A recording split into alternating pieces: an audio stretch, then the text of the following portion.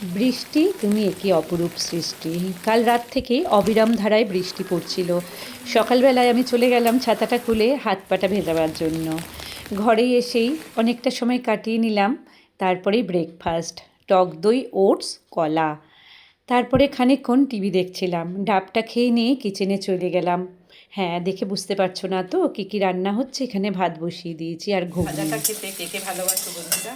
স্নান পুজো কমপ্লিট, বসে পড়েছি লাঞ্চ করতে। তাহলে চলো তোমাদের সাথে শেয়ার করি আজ আমার মেনুতে আছে। গরম ধোয়া ওঠা ভাত, ওল ভাতে কাঁচা লঙ্কা, লেবু আর সর্ষের তেল দিয়ে মাখবো। আর এটা কি বন্ধুরা তোমরা জানো?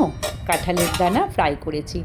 এখানে আছে কাটোয়ার ডাঁটা দিয়ে চচ্চড়ি আর ডিম কষা। বৃষ্টির দিনের আমার মেনু। খিচুড়ি খুব একটা পছন্দ করি না, বা হলেও মন্দ হয় না, খাবো না যে এরকম কিছু নয়, কিন্তু যেহেতু কেউ নেই একার জন্য আর ইচ্ছেও হলো না। খুব ভালো লাগে কিন্তু খেতে। আমি তো ভাজতে ভাজতে কতগুলো খেয়ে নিলাম।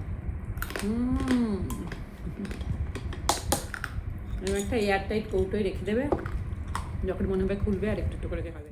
আর এটা কি বলতো, শুটকি মাছের তরকারি। ওই কাটোয়ার ডাঁটা, আলু, কুমড়ো, বেগুন দিয়ে আমাকে দিয়েছে। আর সেই দিদি থাকেন, দিদি দিয়েছে। অসাধারণ লাগে এটা খেতে। এই চচ্চড়িটা তোমাদের ভালো লাগে কাটোয়ার ডাঁটা দিয়ে?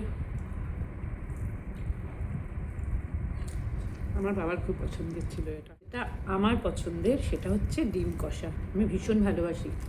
সবাই খিচুড়ি ভালোবাসে, আমি ডিম কষা ভালোবাসি। আজকে সব কিছু ফাটাফাটি। দারুণ হয়েছে। তাহলে বন্ধুরা, আজকের আমার মেনুগুলো তোমাদের কেমন লাগলো অবশ্যই তোমরা কমেন্টে জানাবে।